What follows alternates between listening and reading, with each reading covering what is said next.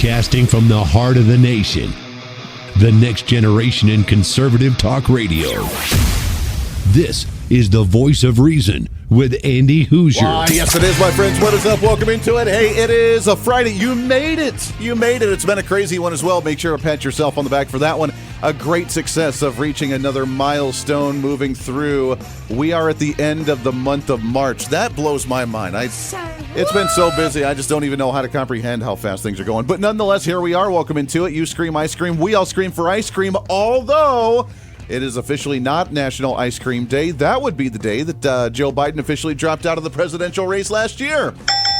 And we're going to remind you about that every single week as well. Welcome into the show. It is The Voice of Reason. My name's Andy Hoosier, broadcasting right here in the heart of the nation in Wichita, Kansas, on our flagship radio station. But we are all over the country, multiple stations, TV, live streaming, podcasting, however you watch or listen to the show. Do it live! Welcome aboard. There's a lot to get to. I'm sorry. I'm trying to talk too fast here.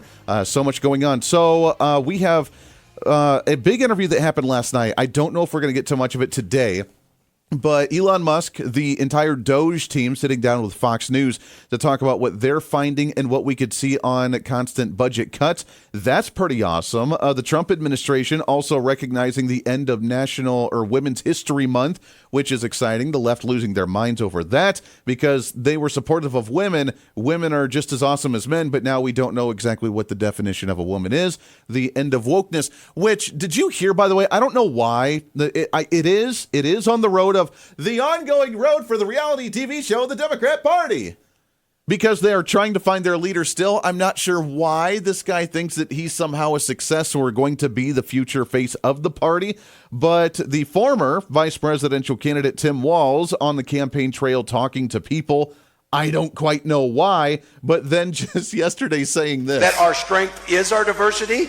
We've been talking about this for years as a country of immigrants, and we let them define the issue on immigration. We let them define the issue on DEI, and we let them define what woke is. We got ourselves in this mess because we weren't bold enough to stand up and say, you damn right we're proud of these policies. We're going to put them in, and we're going to execute them. Okay, all right. Maybe they haven't learned their lesson quite yet from the presidential election. They're trying. They realize and recognize there's something going on, but haven't quite figured out what that is yet. So your bike fluid and get your brake working so you can stop something. All right, well, we're going to get into that here in just a little bit. Tim Walz making a fool of himself. But there is a lot going on in D.C., so I don't want to waste any time. What's trending today? Right out of the gate, we're going to kick it off with a bang today for a Friday. Happy to have back on the show my congressman right here from the 4th Congressional District of the great state of Kansas. Happy to have on the line with us here, Congressman Ron Estes. Congressman, how are you, my friend? Oh, I'm doing fine. How are you doing, Andy? Hey, doing great. Great to chat with you. Did you know that Tim Walz just says that we need to be more woke and just we need to let Democrats redefine the conversation again, apparently? Well, I hadn't heard that particular comment from him, but Tim Walz was one of those guys when he was in the House of Representatives. If you saw him making an amendment, you almost did not have to read it because you knew it was going to be a bad. When you did read it, you were confirmed that it was bad. Yeah, he's not the brightest crayon in the box, which is funny that where they still think that he's got a chance to be some kind of voice in here. I want to talk about what you guys have been working on in Congress because it has been a busy time. So a few weeks ago, had the honor, we got to MC your rally here in the Wichita area talking about permanentizing the Trump tax cuts, this TCGA, and moving forward with the reconciliation process. You guys were able to pass a continuing resolution to fund the government until the end of the year. And I got to say, Congressman, I don't know that we've seen a CR that actually just keeps spending levels flat. That's impressive all by itself before we even start moving in the right direction.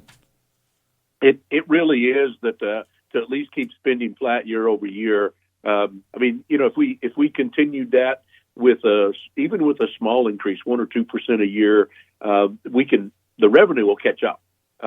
If you look back since 2017, and we passed the Tax Cuts and Jobs Act, we've had revenue increases of 48% or so into the Treasury. I mean, the problem is the spending's gone up 70%, and that's what's driven that. So it's a good thing we did on the CR. CR is not the best way to to structure the appropriations process. We need to make sure when we're planning ahead that we're putting in good policies as part of what gets scheduled for the year's spending, and instead of continuing some of the old that are bad. But at least the CR gets that process behind us for the next 6 months. Now we can focus on the work that DOJ is doing, focus on the work that we're doing with budget reconciliation, and start focusing on the 2026 appropriation, which will be the first full year of a budget under President Trump. Yeah, that's going to be exciting. And you're right. I mean, it's not the best process, but we are 6 months into the fiscal year already. There's not much more that can be done. Limp us through this year, and let's focus heavy and start early on this process for 2026, which leads to, like you said, the reconciliation process you're doing now. Where are we with this conversation? And Congressman, I remember asking you this last summer as well. Is there an opportunity we could actually see a full-on federal budget with 12 appropriation bills for the next fiscal year? Yeah, well, I'll take up reconciliation process first in terms of where we're going there. There's that whole process is possible because we have Republican majorities in the House and in the Senate, and have a Republican in the White House, so that we can actually focus on how do we put in law some restraints on spending, and making sure that we're spending more on border security and defense of the country, which we can do, making sure that we actually have some savings out of the spending that's being planned on different programs that are out there.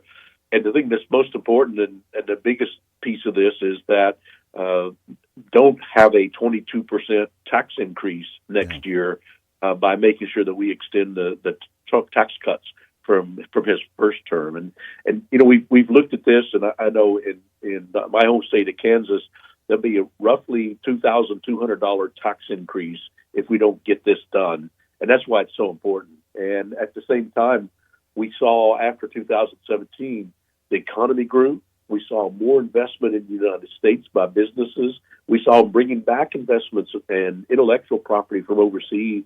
Research and development was being done in the United States. Wages went up. I mean, there'd been a 30-year period when wages were pretty much flat for household income. And it's so good, those provisions that have happened. We need to make sure that we don't go backwards. Yeah, it's a really great point. I know as well, and this goes along with part of this conversation, as you work on the reconciliation, work on the budget process for next year as well. Being the chair for the subcommittee on Social Security, there's been according to DOJ, the cutting of near 2 million people off of Social Security that were fraudulent payments going to people like over 120 years old, trying to reform that process. Are we seeing any gains there? And could we see that program actually become a little bit more sustainable to where my generation, for example, being in the mid-30s, might actually see Social Security by the time we retire? Yeah, there's a lot of work going on now. Those folks are putting a lot of effort into that. We need to make sure as we talk through this that we don't misstate what all has been uncovered so far. Is that, yes, there were a lot of records out there that did not show people that were dead, but people over 120 weren't getting checks. It just, they weren't being, the records had not been updated to show that they passed away. And so we want to make sure that we do have the correct and proper payments, and that's a lot of what we're digging through the process and in terms of what is working. And we want to make sure that people, when they enroll, when they reach 67 and a half or 66 and a half or soon to be 67, that they can get enrolled correctly and timely basis, and they'll get the right amount, and payments aren't made to the wrong people. And so every dollar we save in improper payments or waste or fraud is a dollar that goes as a benefit to the people that deserve it. Yeah, amen to that. Yeah, actually making it efficient and work the way it's really supposed to, which is a wild concept in today's times. Going through this process, you mentioned these Trump tax cuts. It is vital that we see this. I know that they expire at the end of this year with these Trump tax cuts for round number 1. I know you guys are working on round number 2 that we can get to in just a minute as well. But, I mean, it's insane to me to think that if we don't see these tax cuts actually be permanentized or at least extended further out, we could be seeing tax increases again by near $2,200 per family or per household. That's insane to me, Congressman. I mean, I know inflation's starting to come down, but I'd like to keep a little bit more of my money right now if possible. That's right. And I mean, people are already suffering with inflation that came out of all the Biden spending programs that were out there. And you see, every day when you go to the grocery store, you suffer through the pain of the last 4 years. And you go get gas in your car and you see that. And you can't afford to add a tax increase on top of that. And the economy, I mean, we're starting to see some slowdown in the economy at the last 6 months of the Biden administration as the spending that they had made wasn't being turned into benefits for people. And so we've seen some numbers start to slow down there, and that's a continuing concern. We want to make sure we get this. We kind of call it the one big beautiful bill, but it's really the emphasis is we've got to get as much as we can done as soon as we can, so that people can make decisions and businesses can make a new investment. People can determine, whether they want to go, buy a new business, or whether they want to go, buy some more cattle to have in your ranch for next year, and be prepared to do that, so that when 2026 hits, they're ready and get seeing the value of that. Yeah, it's a great point. We're talking with Congressman Ron Estes, my congressman here in the 4th Congressional District for the great state of Kansas. Talk about the numbers right now in the conversation that's being had. I know it's a slim majority in the House of Representatives and, of course, even a narrow margin in the Senate as well. They have their own battles. But for you guys in the House, are we mostly on board right now? Are you seeing the majority of support? Are you seeing some Republicans kind of waffle on this reconciliation plan right now? We're mostly on board. We've passed that our first step, which was the budget resolution out of the House. Now the Senate's got to work on that. We had some good news this week that the Senate's going to take the bill up next week. Senator Thune said he's going to bring that to the floor in the Senate. In the House, there's some tough decisions. I mean, there's a lot of people out there that make get some handouts out of some of the government programs. And as we're seeing from all of the DOGE effort, that people squawk when even things that don't make sense are shut down and aren't moving forward. And so from a member in Congress, we want to make sure that we do the best we can to help the future of America. And Speaker Johnson's done a great job working with our entire conference in terms of making sure that different issues are addressed, and there's differences in different districts. We have 13 Republican members that were elected in districts that Biden won in the election. So there's a different set of issues there than for members that were elected in a district that Trump won by 30 points. Yeah, there's a lot of work to be done. And if we are positive and if we are at least productive in getting some of this stuff done, then I think we're going to be able to maintain a lot of those seats, because if we're showing that we're doing what we said we were going to do, then I think it's going to be a positive response from much of those voters around the area as well. And I know you guys are hard at work on that. There's so much to get to, Congressman, when it comes to this process and the budget that goes into 2026 as well. But we are out of time. I know you got to run, my friend. It is Congressman Ron Estes, 4th District of Kansas. We appreciate it. Keep up this fight. So much going on behind the scenes. Let's get another update from you again real soon, brother. Well, great. Well, thank you, Andy. Hey, as always, it's Congressman Ron Estes right here in the 4th Congressional District. What a reconciliation process. It's going to be tight to see how that one plays out. And again, with this budget for 2026, what's that going to look like with the tax cuts? And could we see, we'll ask him next time he comes on, about being able to include a budget that doesn't have money going to the Department of Education because of that hopefully being shut down by that time. Until then, though, we got lots more to cover. Your thoughts when we come back around the corner for your Friday, setting that tone, getting you set for another weekend. It's The Voice of Reason. I'm Andy Hoosier. Stay here.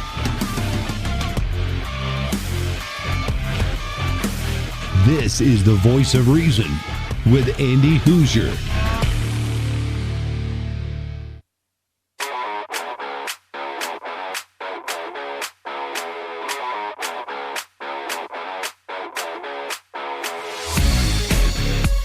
When reason meets radio.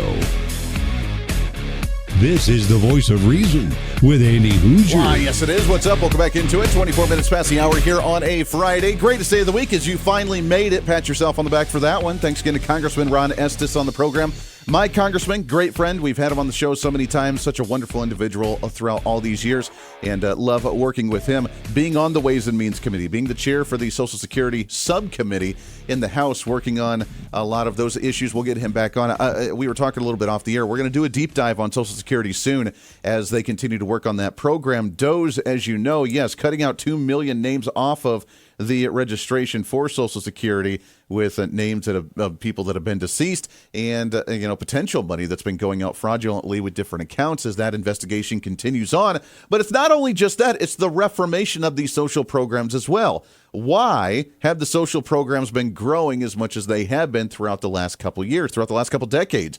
I'd say really since the early 2000s when Barack Obama took hold and said, we're not going to do the budget appropriation process anymore. We're going to do omnibus packages. We're going to do continuing resolutions. And then, oh no, I totally don't know how we went from like $2 trillion in debt to $36 trillion in debt. And we're spending $7 trillion as opposed to like $4 trillion. I have no clue how something like that happened. Oh no.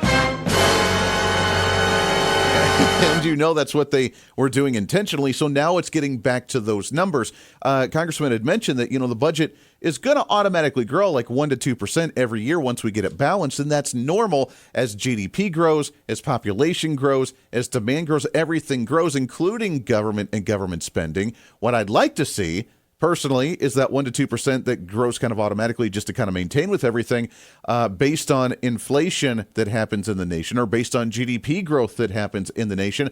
I'm hoping that 1% to 2% growth happens after we do the reset and we cut out like $3 to $4 trillion out of the federal budget in the first place.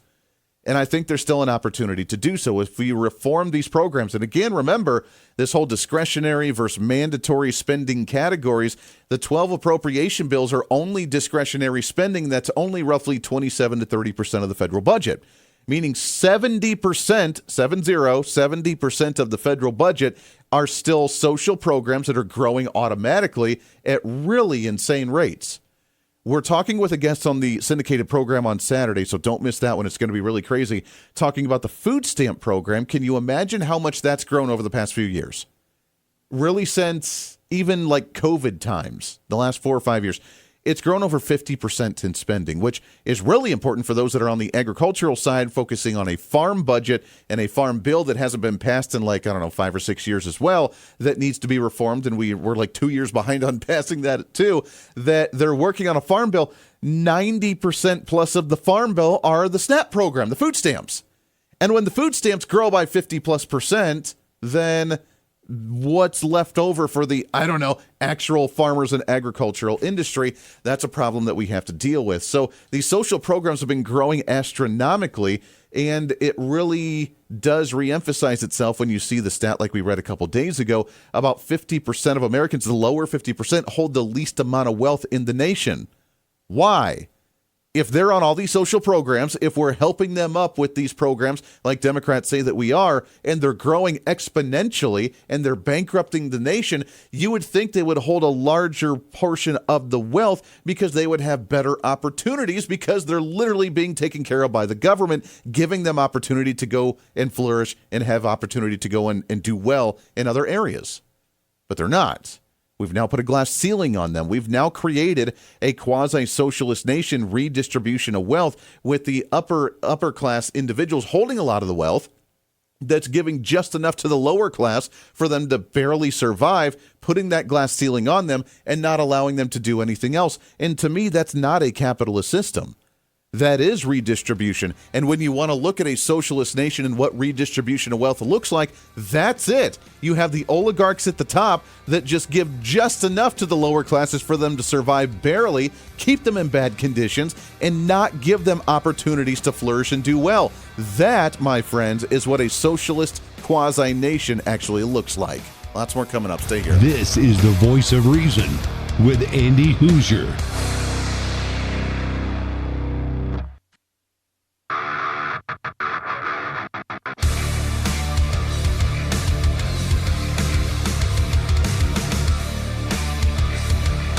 Truth, reason, and common sense.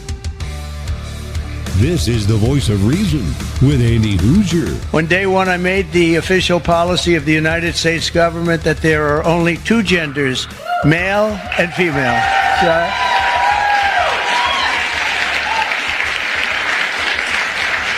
Is there anybody, seriously, is there anybody that disagrees with that in this room? I was thinking maybe somebody from the press might raise their hand. I don't think so. There aren't too many people. You know, it's amazing. It's got to be like a 98% issue, right? So what are they doing, Marjorie? What are they doing?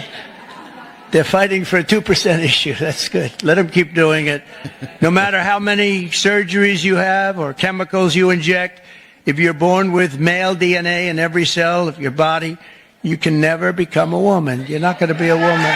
Yeah, what a concept. Donald Trump celebrating the Women's History Month. We're coming to the end of that one. That was the month of March, coming to the end for Women's History Month and speaking on women's rights, which is so crazy. Remember the whole feminist movement where women were so awesome. We can do anything we need to without a man. We don't need no man in our life kind of thing. And then, of course, then they have men taking over, pretending to be women to do better at the things that they wanted to do.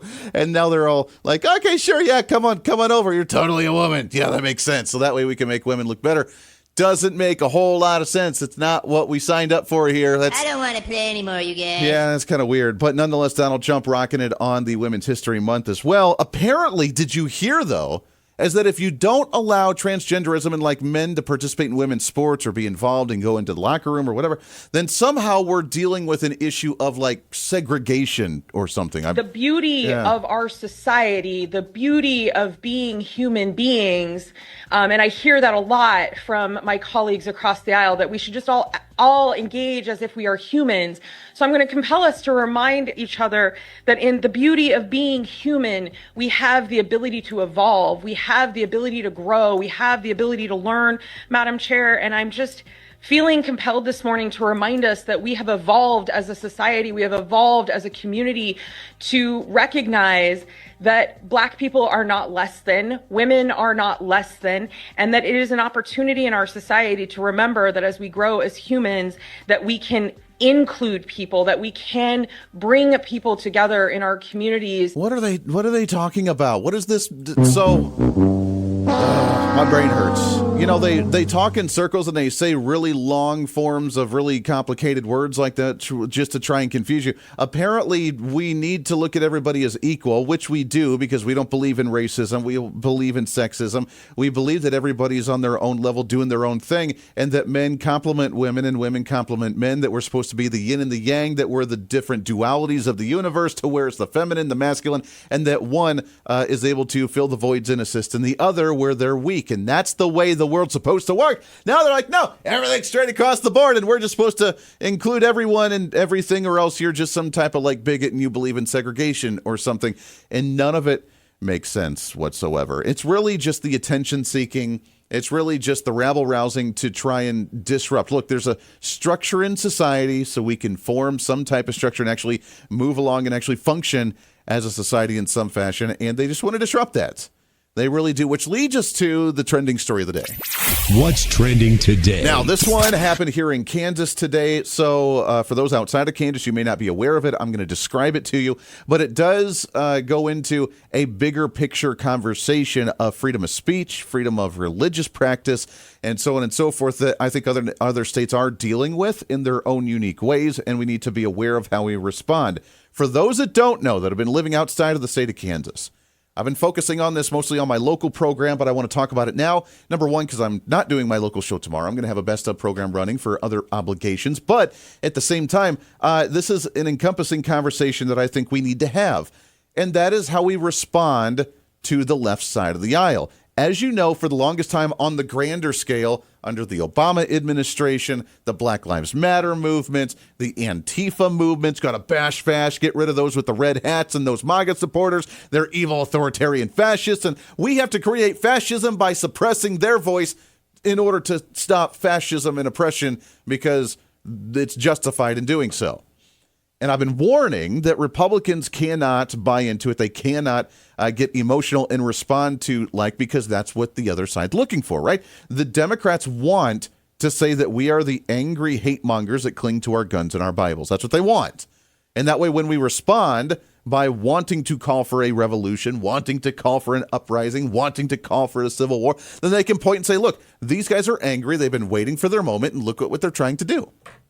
And we do have to fight them, but we have to fight them in the courts. We have to fight them in government, and we're winning. We're fighting them legislatively and policy-wise. We're beating them. We are dismantling not just the Biden administration, but the Trump team is dismantling 50, 60 plus years of a deep state that's been running rampant and going after and weaponizing themselves against the American people. We're doing it, and we're doing it without a shot being fired. And what's the result? The other side, who's been antagonizing us for the longest time, are doing what?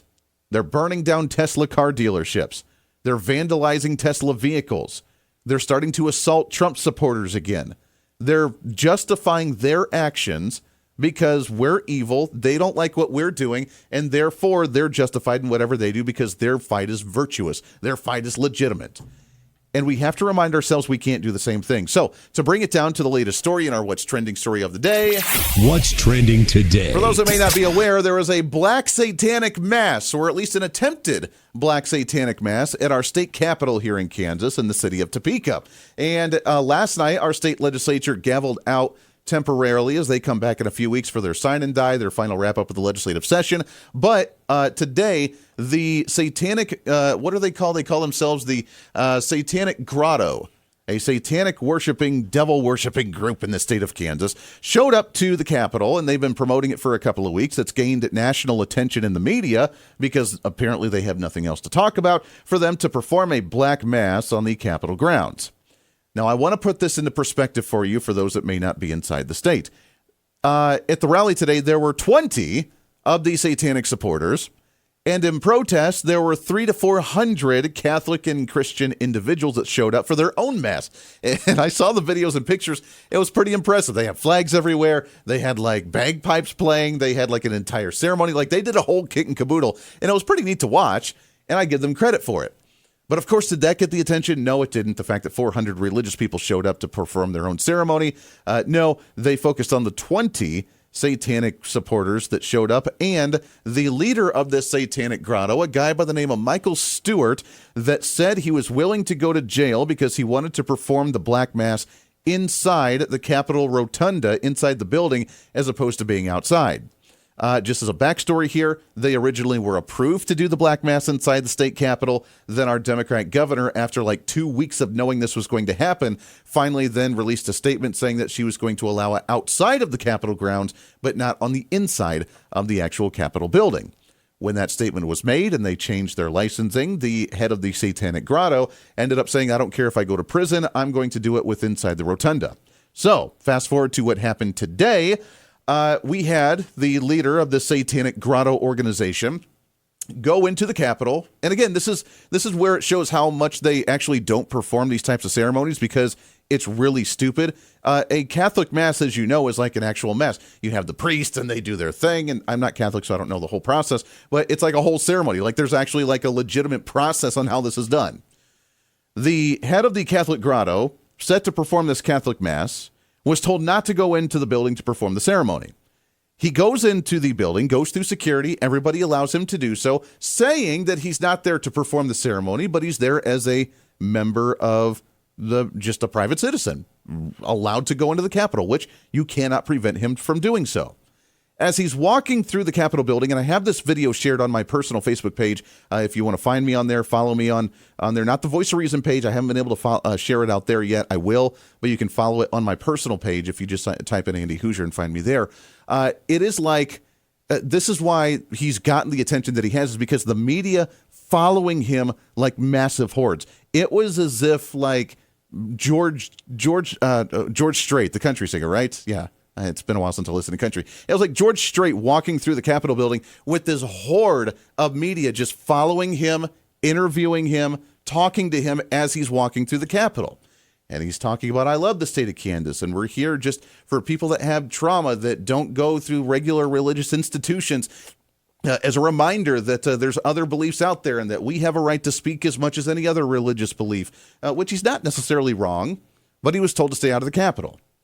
Where things got crazy, he gets to the middle of the rotunda, raises his arms up in the air, which is ironic because I thought that Satan was below, not above. So it's kind of weird how he raised his hands up in the air, started doing his ceremony by reading off of a piece of paper and doing some kind of weird chant or saying whatever he's going to say.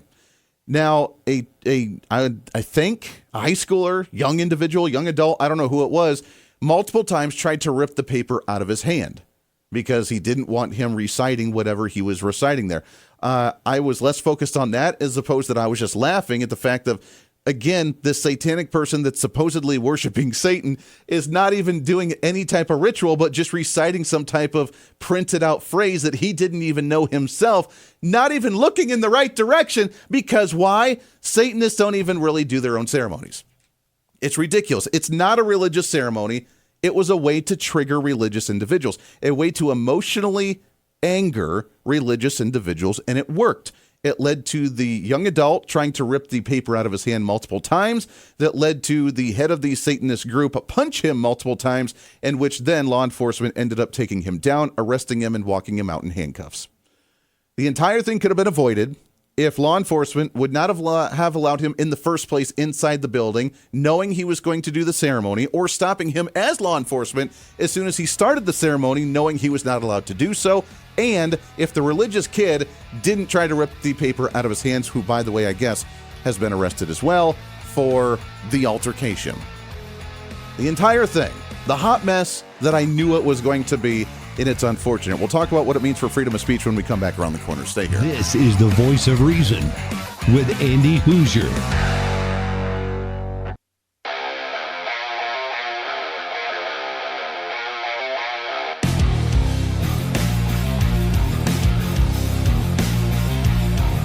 America's safe space for common sense.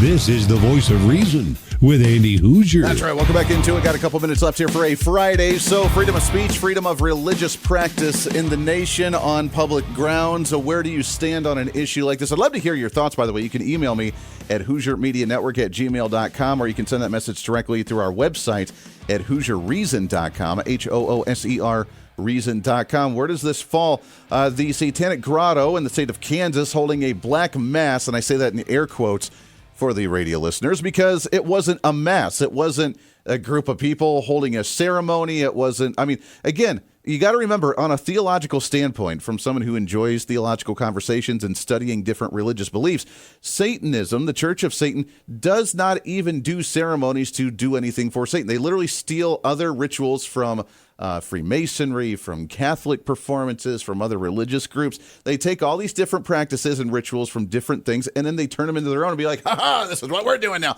Why? Because it's a mocking. So is it even a freedom of religious practice? I wouldn't say it even falls under that category. It is, however, freedom of speech, to where they can do or say whatever they want to, as they're not infringing upon somebody else. I will say, watching the video multiple times, that there were a few faults that could have been prevented. Number one, there were 20 people that showed up at the Capitol.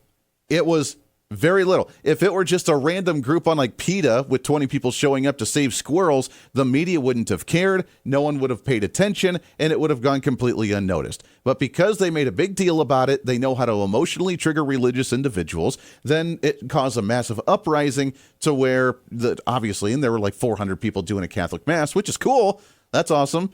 They were fine. They were just doing their own thing. They didn't care whatsoever. There were a couple altercations apparently outside of the building. And then, of course, what happened inside when the kid or the young adult, whoever it was, ended up trying to rip the paper out of the hands of the head of this satanic group while doing this reciting of these words, and then was going to do whatever he did. That led to the guy punching him, which I got to be honest, if I was trying to do something, regardless of what it was, and someone tried to rip a paper out of my hand, I wouldn't be too happy either. So both of them got in trouble. It could have all been avoided because, number one, why are we giving a group of 20 people so much media attention? That's on the media for making this as big as what it actually turned out to be. They could have gone there, done their thing, no one would have cared, and it wouldn't have done anything. As a person that does have strong faith, like myself, we already know it's a lost cause, right? Like, as someone who has faith and believes in Jesus and believes in God, personally, not to get too preachy on you here, it's already won. Like, there's nothing they can do to be like, haha, we're going to get you this time. Like, it's already done. It's already won. Like, we already know the end of the story, so why are you still losing or cheering for a losing team? Doesn't make any sense to me. And why give them the attention to fight against them? Because it doesn't matter. They're already lost. It's already done. We don't care. Number two, the law enforcement agents that were there right beside them, walking with the horde of media, watching this guy walk through the rotunda and walk through the Capitol building, knew he was not supposed to be there and knew he was not supposed to perform the ceremony, which means when he started the ceremony, and I say that again in air quotes very loosely because it wasn't a ceremony, it was the reciting of a few words that he said was going to be some kind of mass or some type of performance or something, I don't know, that instead of the kid trying to rip the paper out of his hands, that's when law enforcement should have stopped him and escorted him out of the building. There would have been no altercation. It would have been done and over. But it leads to the conversation of where do we draw the line on allowing religious practice or freedom of speech? And I will say that just as we are looking at the left as they're triggering of where they're justified in physically attacking other people because they don't believe in them, that's what this kid ended up doing to the Satanic guy, right or wrong. He shouldn't have done what he did to cause the altercation in the first place just because he doesn't agree with what he's doing. And that's where I stand on the issue as a person of faith. I don't care what these guys do. They're complete idiots. I mean, they're out there. They want attention, just like Democrats right now, desperate to get attention because they don't have any power. They don't have any influence, and they're screaming at the top of their lungs, please pay attention to me. And that's what they've been doing for a while now, especially in D.C. and this progressive movement, this wokeness, this DEI movement. Please pay attention to us. We're super duper uber special, and you need to give us special rights. That's what the Satanic group did as well. We're here. Pay attention to us. We're in the minority. We know that we're in the minority. All these other religious groups are here doing their thing, and we want to be part of this as well. You just ignore them. They're a bunch of crazy, weird people that are just like, all right, go do your thing, bro. I don't really care. It's a lost cause anyways. We're going to say a prayer. We're going to battle you spiritually. We're just going to go about our business, but do not engage with them. And what happened? We engaged with them, and they got the publicity, and they got what they wanted out of it, and now it's an entire mess, and now we're going to have a deeper conversation about freedom of speech on public grounds, which is going to be absolutely insane. That's my take on it.